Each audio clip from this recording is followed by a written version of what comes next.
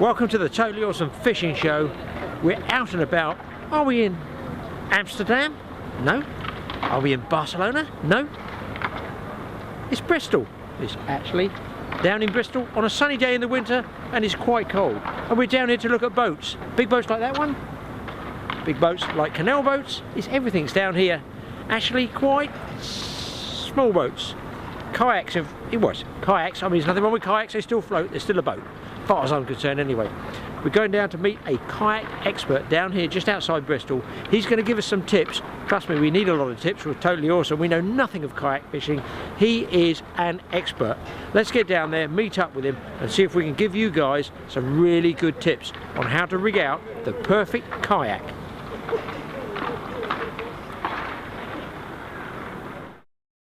Right, we're here down in Somerset, and I've come to meet the man who can paddle anywhere. Ian, good to see you, mate. Hello, Graham. Good to meet you. Yeah, I'm good, thanks. Inside here, I believe, is full of, you tell me. It's full of kayak fishing goodies. Let me show you in there, Graham. Let's get in there. If it floats, I want to see it. Now, this is what you call a fisherman's garage. Well, this one is really, really kitted out with almost everything. It's got more stuff than my boat's got on it. So, Ian, getting into the kayak fishing, I can see you've got one up on the ceiling there, you've got another one down here. Just tell people, because I know nothing of kayak fishing, why you chose this, what type of model it is, and the sort of attributes and quality, you know, that this rig offers you. Right, well, this is a Hobie Revolution kayak. It's set up for fishing, so we've got some flush mounted rod holders. I've added some ram holders just to make things a bit easier. Now, the biggest difference with Hobie kayaks is the fact that you can paddle them, obviously with a traditional kayak paddle, but Hobies come with this Mirage drive. Okay, I don't know if you can see that, but you can pedal them. Okay, and this Mirage drive. Can you actually reverse as well with those? Yeah, you can switch them around so you can have it reverse or just your traditional forward motion. They're quicker to go on the pedals than they are with the paddles. A lot of people look at them and they think pedalo, but actually they're very good, especially for lure fishing, because you can fish hands-free. Now, obviously you can get lots of different kayaks for kayak fishing, but they all have certain things in common. Most fishing kayaks will be sit-on tops. Okay, now this means that you sit on a comfy seat on top of the kayak rather than sitting inside with a spray deck. Okay, now the other thing about sit-on top kayaks is the fact that if you do happen to capsize, they're much easier to get back onto. Okay, you can just right them and you can clamber back on. They're also quite stable, which is another real plus for fishing. Now, if you have a look at this one, we've got some front hatches. Okay, that opens up and closes. Now you can get a lot of gear in there. We've got a centre hatch which opens up, and we've also got a hatch in the rear which I don't use as much because they're quite difficult to reach when you're actually on the kayak, but you could put a first aid kit or something in there. Now, I mentioned briefly the seat. Now, one of the things about kayak fishing is you need a seat that supports your back, but bear in mind that if you're fishing, you also need a seat that's comfortable, because you're likely to be sat on the kayak for quite a long time. Okay, so it is important to have a seat that supports you and that's comfortable. Now, safety is a really important thing with kayak fishing. Okay, so I always tell anyone, get a dry suit. Okay, it could save your life. Now, here we've got a one-piece dry suit. It's breathable. It's from a company called Typhoon. They're great. They've got neoprene seals on both the neck and the sleeves, and you have fabric boots as well. And these things are completely dry. You know, you can wear your normal clothes and you'll stay bone dry in these. The other thing that I wouldn't be without when I'm kayak fishing is a personal flotation device, or a PFD. Now, this is one from Palm. These things are designed to keep you afloat if you do have the misfortune to fall in. Okay, so again, they could save your life. Now with these PFDs, I would always have a PFD knife, because obviously you're fishing, so you've got fishing lines, you might have ropes and rigging on the kayak. Now this thing, you can see it's got a blunt blade, which again is quite important, because if you're trying to get back onto the kayak, the last thing you want is to be stabbing yourself with a sharp blade. So these things are quite good. The other thing that's important is a whistle. If you need to attract attention, if you fall off the kayak, you can raise attention just using the whistle. And portable VHF radio. Okay. What can you pick those up for, those VHF? That's a vital piece of equipment here. Yeah, this is, and you know, these things, as I've said, they could save your life. So don't. It's the one item of gear that I wouldn't skimp on price wise. Now this is from a company called ICOM. You can also get radios from companies like Standard Horizon. Expect to be about £150, something like that. But again, get a decent model. It could save your life. So you want the distance and the power, don't you? Yeah, yeah. And I think this one's 5 or 6 watts. You can get DSC ones now as well.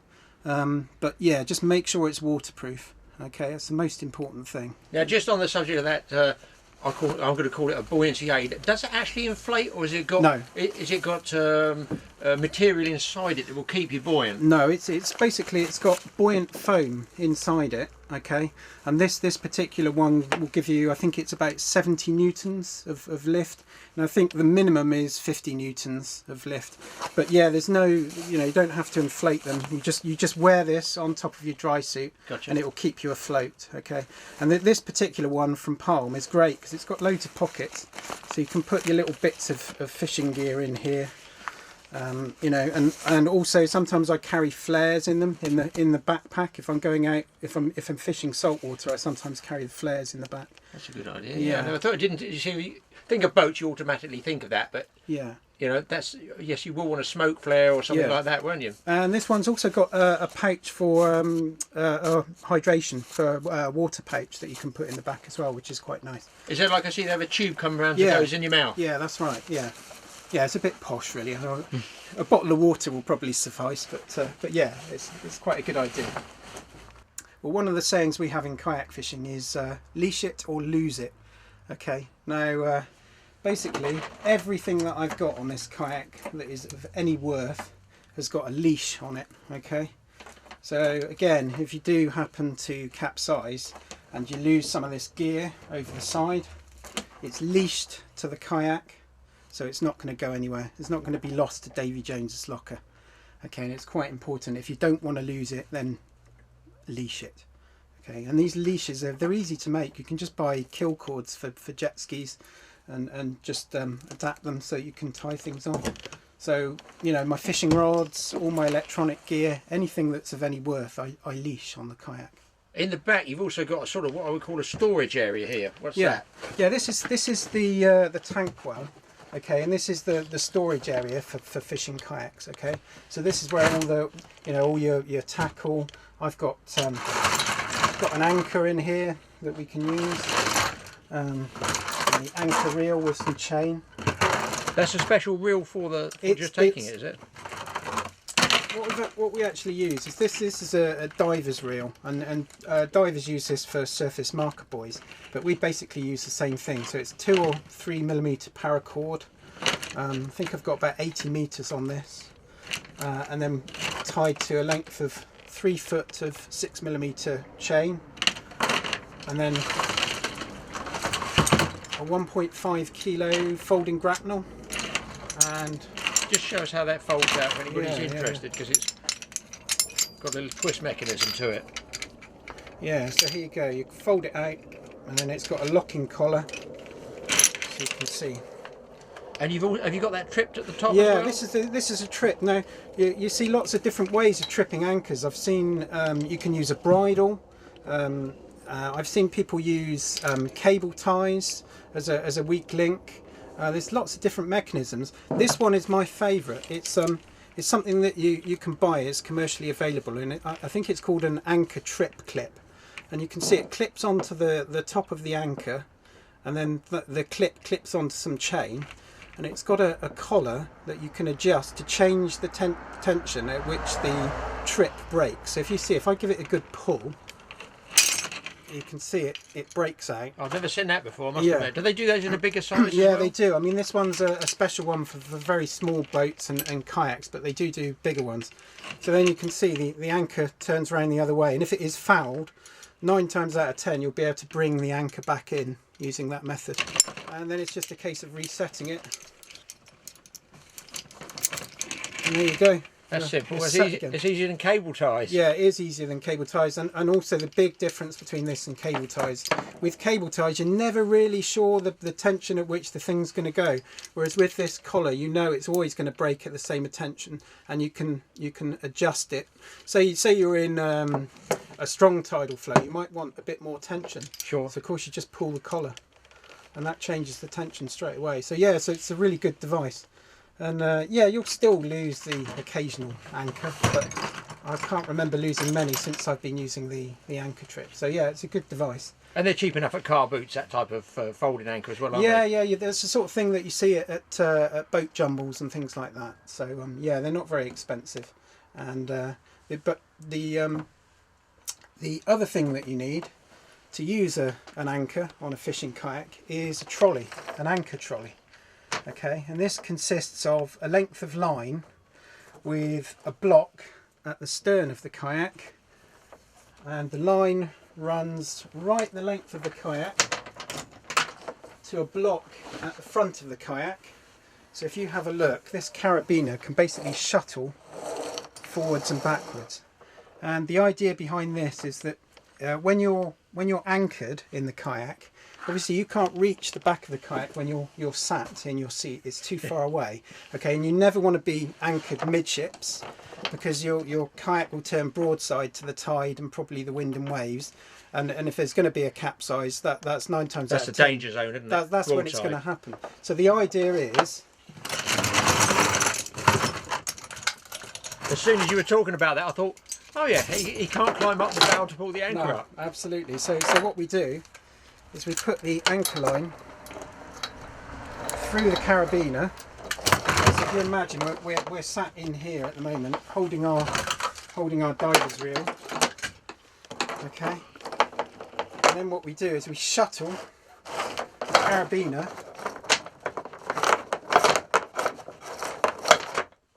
to the back of the kayak. Okay, and then essentially when you drop your anchor, and then hopefully when the anchor does catch, you're anchored from the back of the kayak, which is what you want to be. Yeah. Okay. Totally, it's literally the reverse of what we have in our small boats. You know, where you've got to be anchored from the bow, or any boat indeed. Well, so it's got to be off the point. You cannot afford to have any current pulling on the side, can you? Sure. Some people do actually anchor from the bow of the kayak. Well, you can do that, and it's exactly the same. You just shuttle it to the front of the kayak, to the bow, and anchor from the bow. The only trouble is, if you're in the kayak, obviously you want your lines going the right way. Not many people up tide from a kayak, so most people are down tiding when they're fishing. So obviously it makes a bit more sense to anchor from the That's the stern. Interesting. Yeah. Now on the back here, we've got the mode of transportation. You mentioned about possibility of sail, I think, and some of them kayaks can have a sail as well. Yeah, many of the kayaks can have sails. The Hobies, for instance, have a sail kit which actually fits into a mast stay at the front of the kayak. So you would normally have your mast coming out of here. Okay, but most of the kayaks, there's another make called Pacific Action, and those sails will fit any kayak. Oh really? Yeah, absolutely. And with the Pacific Action and with the Hobie one, you can sail against the wind as well. They're quite good. Yeah. Now, when I was in Canada once, I was in a traditional Canadian canoe, and it was a horror story because it rolled so much. Yeah. And obviously the steerage end was with a single paddle either side. Yeah. Now you can use the paddle either way across there, but you've also got a rudder at the back, haven't you? Yeah, I've got a rudder that sits at the back. Let's just show you this. Now on this particular model, I fitted an extra large rudder, okay, because I like to be, when I'm lure fishing, I like to be able to manoeuvre, especially when I'm in rivers that are quite narrow. I like to be able to turn on a sixpence and cast and move across the river. So I fitted a slightly larger rudder to my kayak. But yeah, what we have is control lines, and you pull one control line and that will drop the rudder, and then we've got another control line that will lift it back up. That's those wire cables running through the inside of the hull, I can see, yeah? That's right. So if you see here, can you see that there's a control? That's your pull cord, your controls there. So that will... Oh, I see. That nearly whacked Mike in the face. Yeah, I could do. And also we have the steerage here as well. So let's drop it. I see. So they're pull cords both ways. Yeah, and then so if you look over here, can you see that? Yeah, see it moving. Just these cables coming through these holes here. Either side, that's your steerage. Yeah, and that's your rudder, just at the front, so you can control that with your hand. Now, on some models of kayaks, you find that they'll have exactly the same thing. They'll have the rudders, but with a lot of kayaks, they'll steer with their feet rather than their hands. So, but the same idea. And up the front here, you got like foot straps like the cyclists have for... Yeah, this is the Mirage drive that we spoke about. So this, for Hobies, this takes the place of your paddle. Okay, so this is the thing that you use to power the kayak, essentially. So you use your feet rather than your hands, which means that for lure fishing, you don't have to stop paddling, drop the paddle, pick up your rod and start fishing. You can literally, your hands free. You can move and fish at the same time, which you can't do with any other kayak. So it's a real benefit for lure fishermen. And they're very quick as well. You can go much faster with this Mirage drive with the fins than you could ever paddle. Is that right? Really? Yeah. They're quite efficient. They're quite impressive. Yeah. Now you've got on the sounder, you've got a good old Lowrance sounder here. Yeah. Tell me a little bit about that. Right. So what we've got here is Lowrance. It's a down imaging unit. I'm sure you've seen these before. Big difference on kayak is you don't have much space. So you have to think about how you're going to install it. Now I don't know if you can see here, but I've got some metal track, and this is from a company called Yak Attack, and it's called Gear Track. And basically you can install things on there and allows you to move things backwards and forwards. And on this fish finder, I've got a quick release as well on the top, so I can literally just lift the head unit off, and that's it. And you can see putting it on and taking it off is really quick. And this is from a company called RAM, and they do all sorts of different mounts at RAM. So for instance, you can see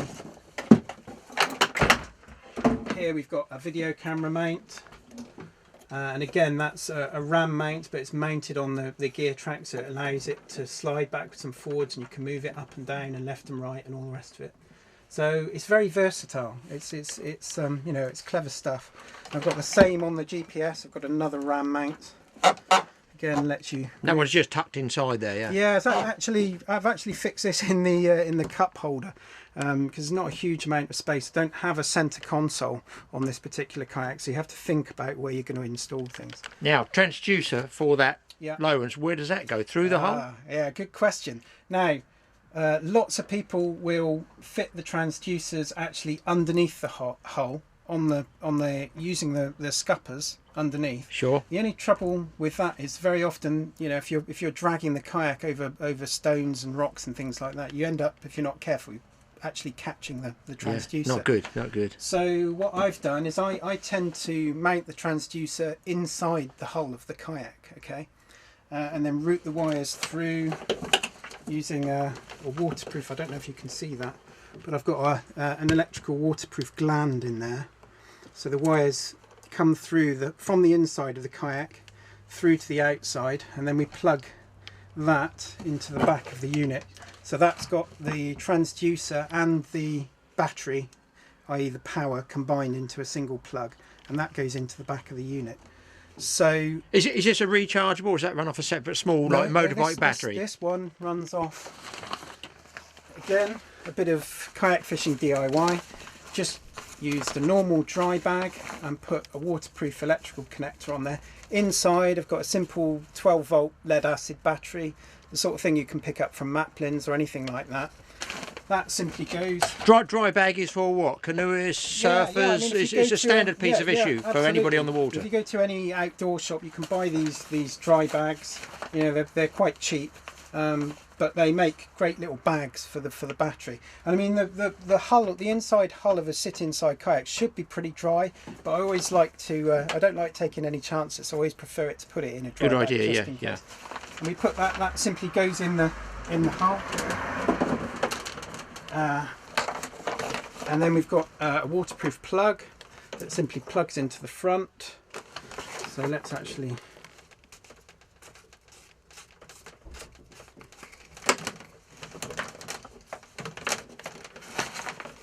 so we've got a waterproof plug that simply plugs into the front.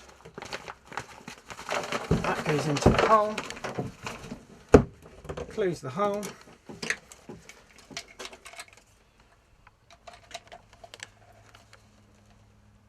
It's all a system of check and recheck. I can see that. Yeah, it is.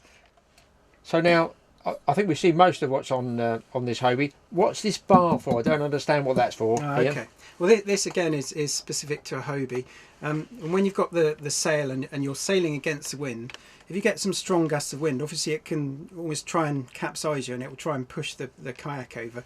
So Hobie have developed a couple of arms that stick out the side of here, and they've got floats on the end. Like those Hawaiian canoes? Yeah, absolutely. Yeah. Sort of outrigger Yeah, support. they're absolutely. They're outriggers, and they stabilise the kayak. They stop it from turning over, and yeah, they make everything a bit more stable. So I probably wouldn't use them when I was paddling or pedaling, but if it was windy and I was using the sail, then yes, I would probably put those in. They are quite useful. Now, almost finally, because there's a lot of information here for anybody who's interested in kayak fishing to take in. For me and Mike, when we go, the importance is recording the event. Yeah. And I can see here you can definitely record the event because you've got cameras all over the place. Absolutely. Just give us a run through on some of those cameras. Okay, so I've got a stills camera here and a high def waterproof cam. Okay, and they just fit onto a bit of PVC tubing that fits into the mast stay, so they're all fully adjustable. Okay, and these can be remotely controlled as well, so I can start and stop them from the cockpit. I don't have to shuffle forward to set them off. I've got the usual GoPro here as well. They seem to be obligatory these days if you're into videoing. Everyone loves the GoPro, so I've got that mounted on another DIY ram mount that I've made myself, and that one can twist forwards and backwards and all the rest of it. Also, the other thing that I've got is I've got a rear mounted video camera.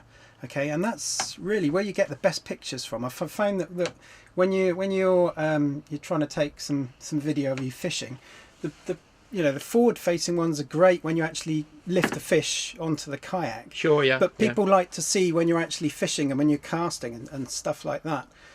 So what I've done is I've created a couple of the cameras that fit behind you and look down. Yes, give you a bit of height of angle. Yeah, absolutely, and you can see what's going on, and they fit it. I've got one that fits onto the pole of a navigation light, and that simply fits into the back, so you can video from behind you. And those two makes up there, are they wide angle on the top there? Yeah, this one, the Ion Air Pro, this one's great because the audio is really good on this.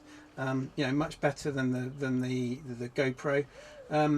Yeah, I mean these things are great for what we do because they're rugged, they're waterproof. They've both got an angle of view of about 170, 180 degrees, I think, something like that. So you can, even though they look like they're quite close to you, you can still see everything going on when you're running the video. Now, Ian, I know they do a lot of lure fishing. Obviously do bait fishing as well, but I know a lot of yakkers do lure fishing. If you're going to go bass fishing, surely there's a need for live bait. Do you just feather up some mackerel or sandeel, hook them on and use them individually, or can you actually store them on there? Yeah, so one of the things that we use with live bait is this live well in the back of the Hobie. And this is built for this specific kayak. So it the pumps the water in through a scupper hole in the bottom of the unit, and then it basically, you're always getting fresh water coming in. So it's not like your traditional live boxes that I've seen where they've just got, you know, oxygenators in there. This actually continuously pumps the water around, so you keep your bait alive for longer. Okay, and it's great. So that's what you call a recirculation system rather than oxygenation. Yeah, absolutely. And it's circular. So if you're looking for live bait like mackerel that are traditionally very, very difficult to keep alive in a small tank, this thing's ideal.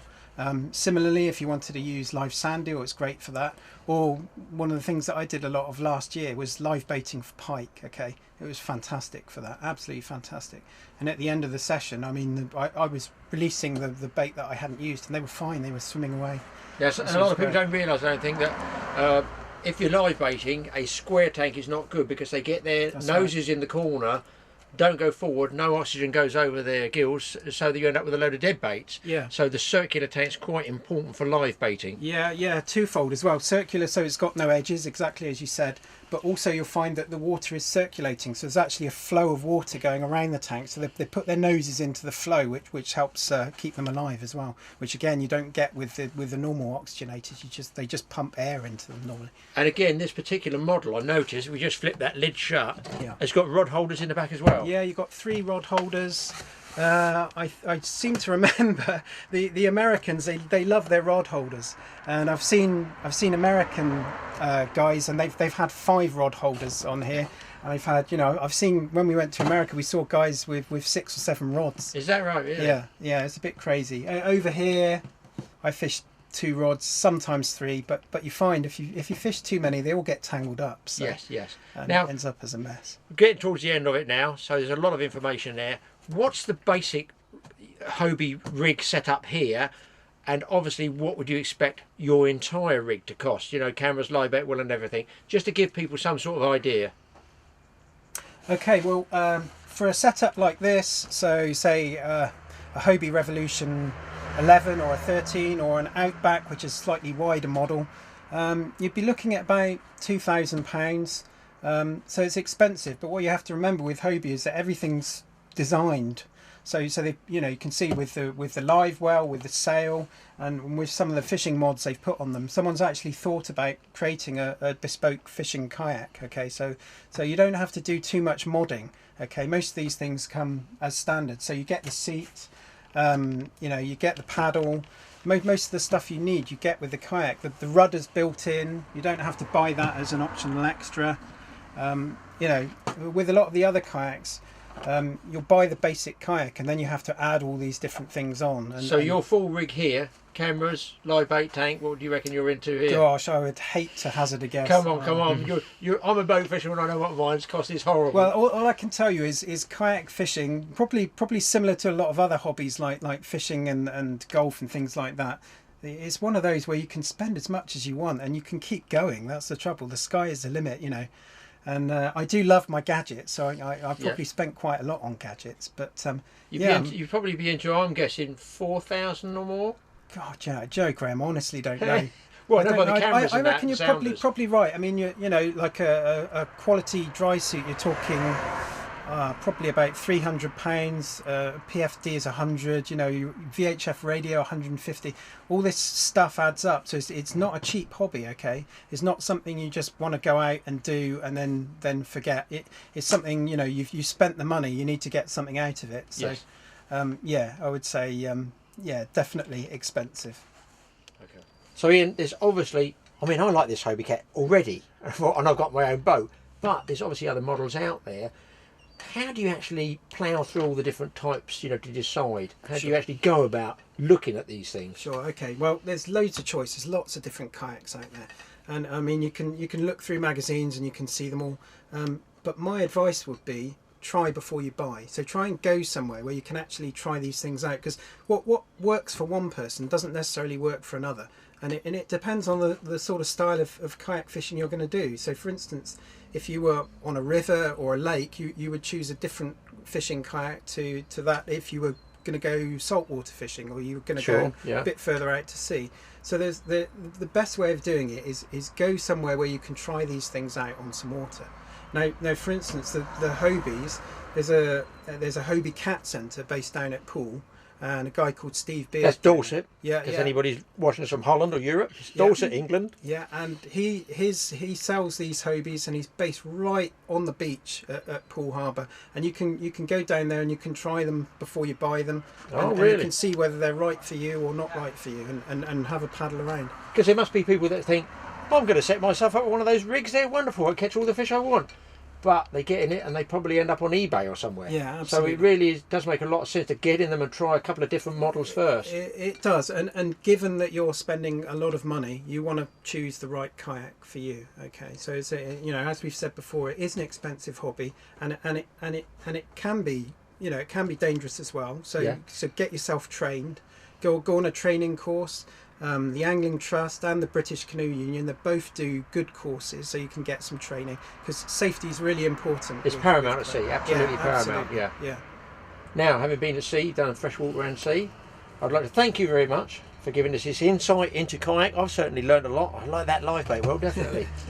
But let's see some of the footage you've got out there. You've been out there, you've caught a lot of different species of fish as well. You've had a lot of different species, freshwater and sea. Ian, let's take a look at some of the stuff you've caught and see if those cameras lie as much as our cameras lie.